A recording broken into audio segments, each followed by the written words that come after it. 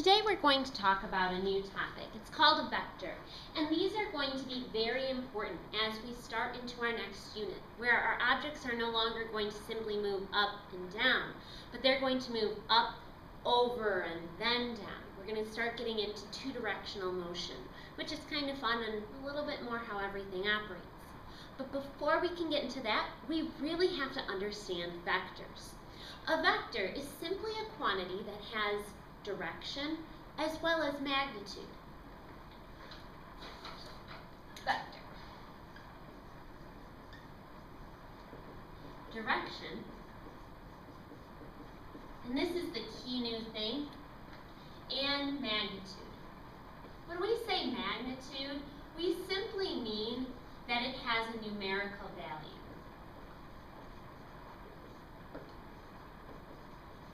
When you look at your speedometer on your car, you get the magnitude of what your speed is. It tells you you're going 35 miles an hour. However, you don't get any direction within that. Because you don't see any direction, your speedometer is not a vector. Okay? Vectors are going to be things like velocity. Remember in our last unit, we talked about how we could have positive velocity, aka velocity that went up, or negative velocity, velocity of objects moving down. When we saw that positive and that negative, it gave us an idea about the direction. The numeric value that followed it, so like positive 5 meters per second, having that positive value meant it was an object that was going up, and the 5 simply represented the magnitude. We're also going to see that acceleration is a vector. We've always talked about gravity being a negative 9.8 because gravity is pulling us downward. Okay? We're going to see in later units that forces are vectors. It matters which way you're pushing on something or pulling on something, as well as momentum. And the reason why momentum is going to be a vector is because it's made out of something that deals with the velocity. We'll get to these two later, but they're good to keep in the back of our brain right now. Okay? Something that's not a vector is called a scalar quantity. A scalar quantity is simply only magnitude.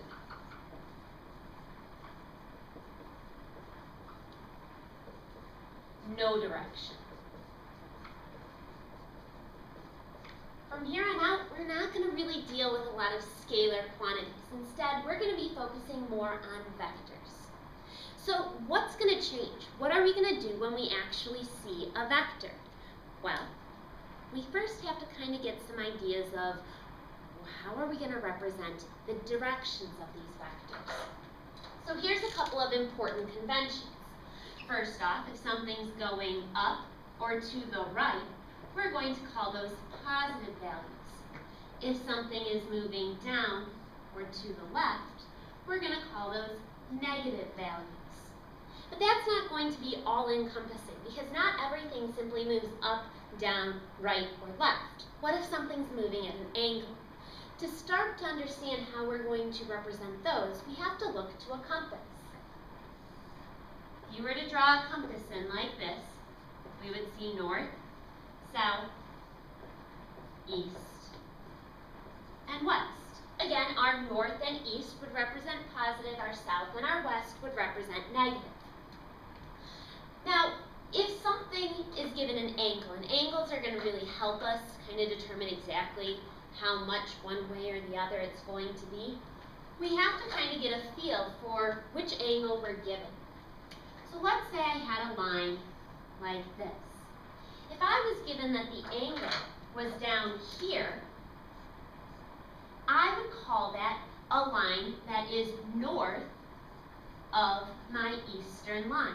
Because in order to get to this blue line from here and to get this angle, I would have to go north from the eastern portion. On the other hand, if I was given this angle, that is going to be considered east of my northern line, or east of north. The same idea follows through when we talk about the rest of them. Down here, over here, up there. When I take a look over here, this is going to be, I'm going south from the east line, so this is south of east. Over here, I'm going to be going east of my southern line, east of south. Over here, I'm going to be going west of my southern line, or west of south. Up here, I'm going to be going south of west. Okay? Last but not least, if I come back up here, I would end up going north from my western line, or over here, I would go west of my northern line.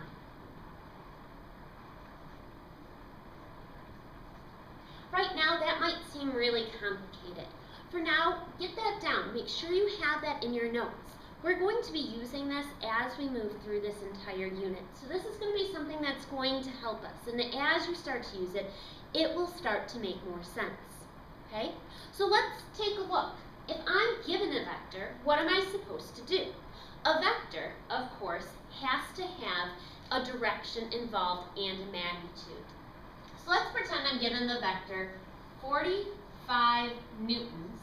This is a force. I'm using a force because I think it's easy for us to visualize that I'm going to be pushing on something with a force of 45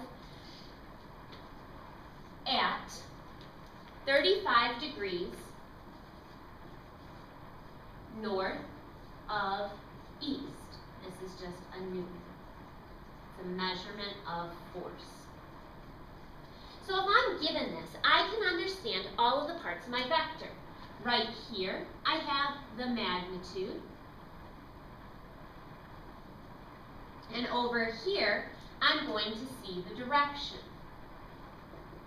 The first thing that we have to do is we have to draw out what our vector is going to be. So I know that I'm going to end up north of my eastern line. So if I just draw my east line over here, I know I'm going to end up north of it, 35 degrees north of it, in fact. So I'm going to draw in this vector. Vectors are always represented by arrows because the direction, of course, matters. So this is my line. I'd be pushing for 45 newtons, and I would be at an angle of 35 degrees north of east. So here, I would see right here I have a 35-degree angle. It is north of this eastern line. Okay, great. I have it drawn. The next step after we get a vector is always to find our x and y components.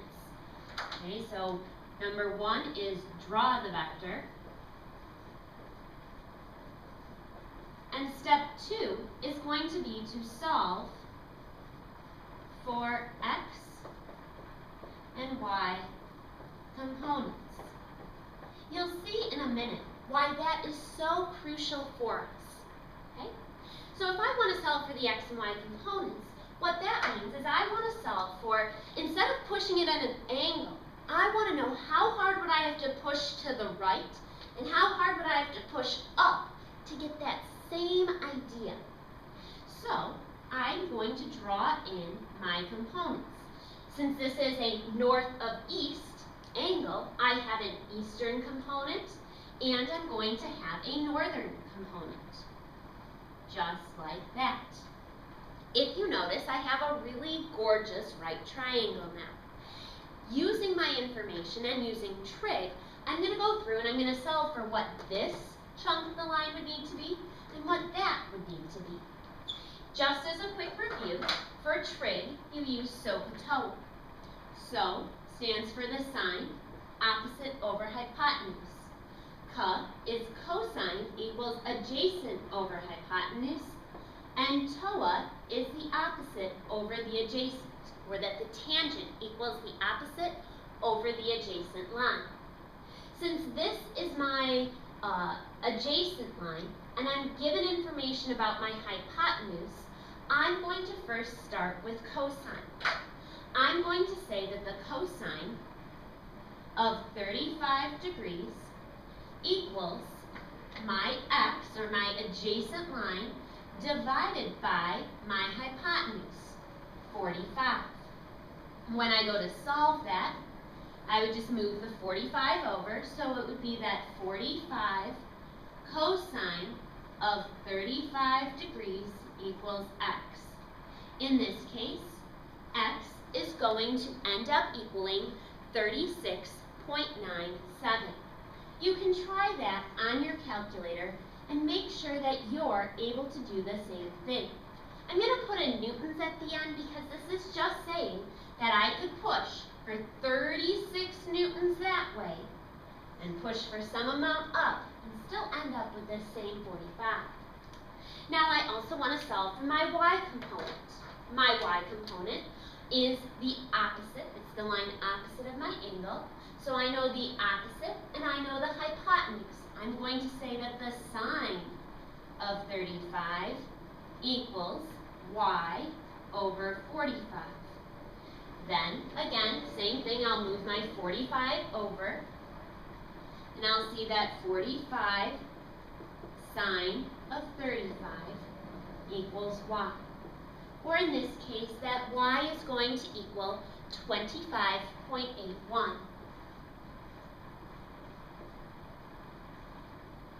And again, all this is going to tell me is how much in the x and how much in the y would I have had to have moved in order to create this same vector situation.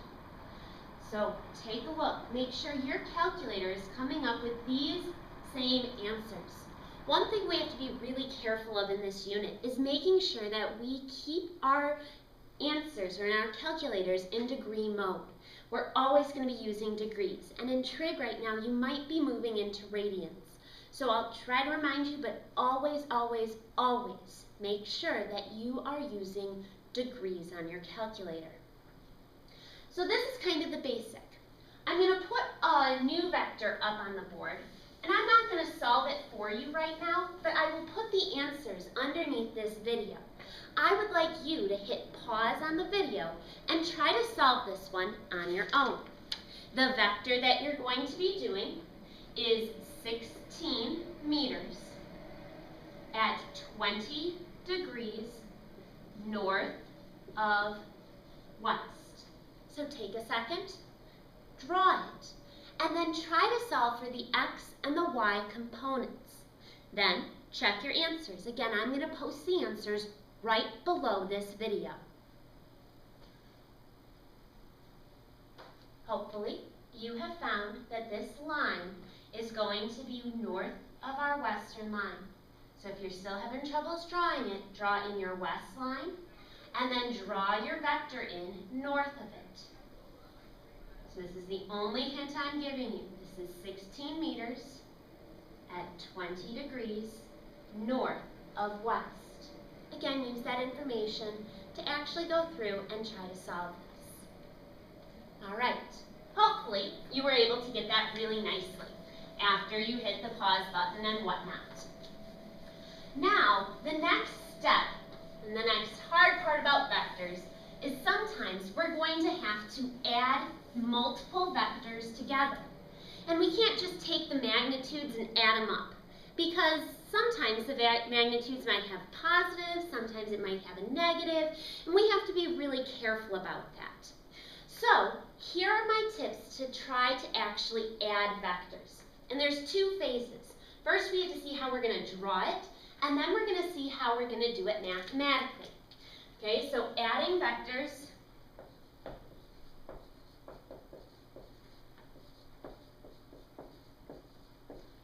Drawing it so that we can see a lovely diagram of it, and then adding vectors mathematically.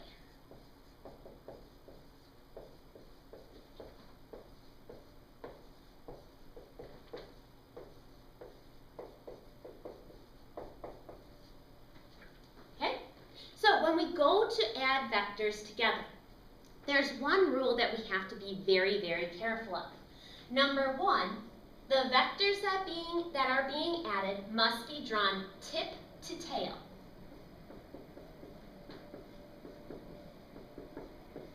For added vectors. What I mean by this is simply what my cooperating teacher always used to call the tush push. When we add vectors, we want the tip of the first arrow to push or hit the tail of the second arrow. When I mean tip and tail, the tip is the arrow part, okay? The tail is the butt of the arrow. All right. After we've added these two vectors and drawn them tip to tail, then we have to draw the resultant. The resultant is the vector of what your total would end up being. The resultant always has to start where you started and end where you ended. The resultant starts where you started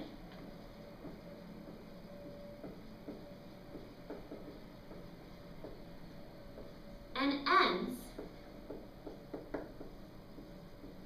where you ended.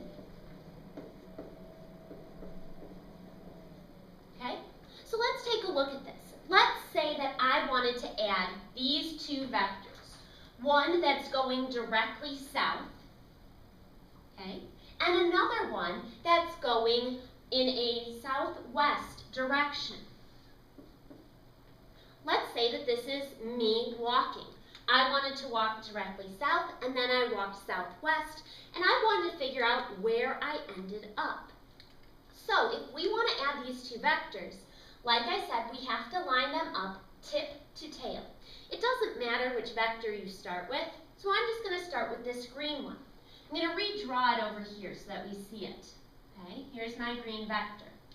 Then what I'm going to have to do is I'm going to have to literally pick this one up and position it so that it's at the same angle and the same length, but so that its tail is touching the tip of this one.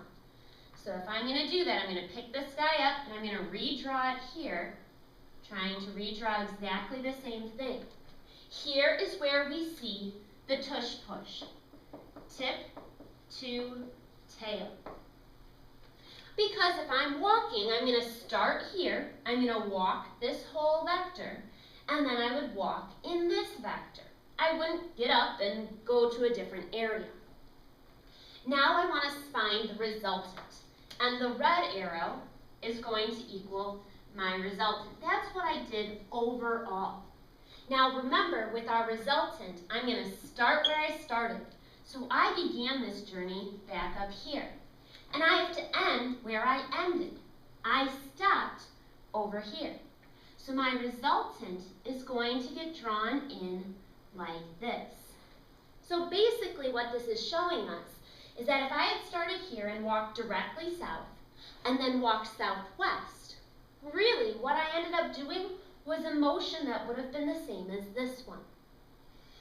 Not too bad. Now, let's say we wanted to, instead of just getting a general idea of this, we wanted to calculate the actual numbers of what's going on. To do this, we're going to look at the rules for adding with the math. Adding mathematically, step 1 is to find the x and y components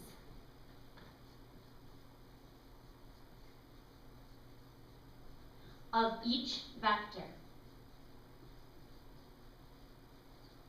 Then we're going to add up all the x's,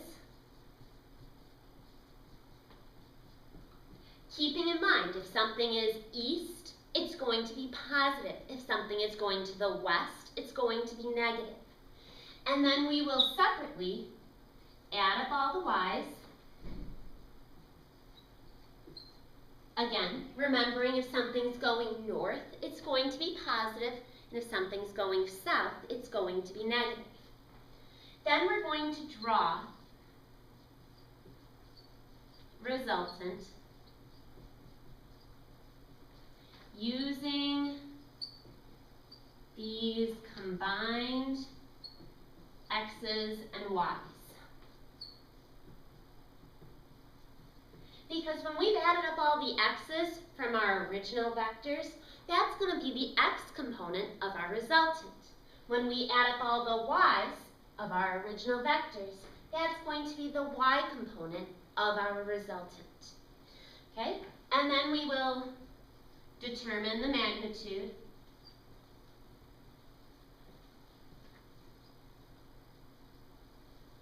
and direction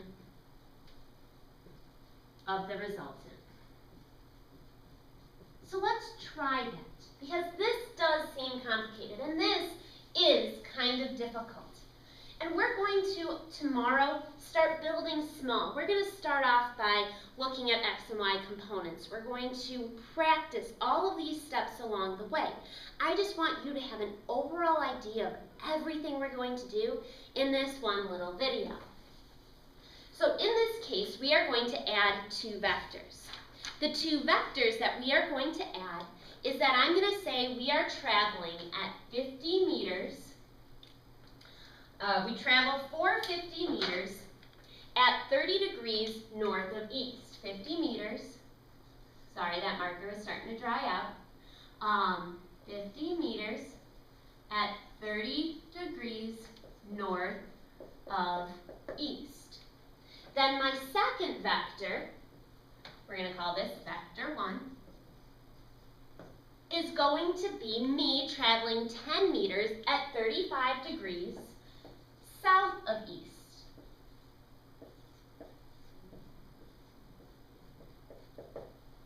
Okay, so let's first go back to our very beginning. We need to draw these two vectors. This first one is going to be north of east, so I just kind of drew my eastern line. My line has to be north of that. Here's my 30 degrees, and this is 50 meters. Then over here, I'm going to draw in again my eastern line, and I'm going to go south of it. Here's my second vector. It's 10 meters, 35 degrees. Now, if I want to go through and add these together, remember I have to add them tip to tail. So I'm going to call this one blue, vector 1, this one green, vector 2. Okay? So if I go through and do that, let's draw these added together. Here's my 50 with the 30 degrees, 50 meters. Oh, I was going to draw that in blue. I'm sorry, guys. Here we go. 50 and 30 degrees, like that. Then my other one, I've got to put the base of it right here at the tip. So it's going to come down like this for 10 meters at 35 degrees south of east. Okay, so we've done that. Now, our next step mathematically, oh, and if I want to draw in my resultant here, I start where I started, I end where I ended, and I'm going to overall do something like that, just to get that in our brain. I'm going to erase this right now so that our picture doesn't get too complicated, but kind of keep that in the back of your mind. Our first step is to find the x and y components of each vector. So if I find the x component of this one, it was an eastern line, and then we had a y component that was a northern line. Over here I had another eastern line, and I had a southern line rounding it up. Okay? Down here, to solve for it, this would be my adjacent, so I'm going to say that the cosine of 30 equals, cosine of 30 equals x over 50. Okay? Up here, the same thing, I've got an adjacent. It's going to be the cosine of 35 equals x over 10. For my y components, this is going to be the sine of 30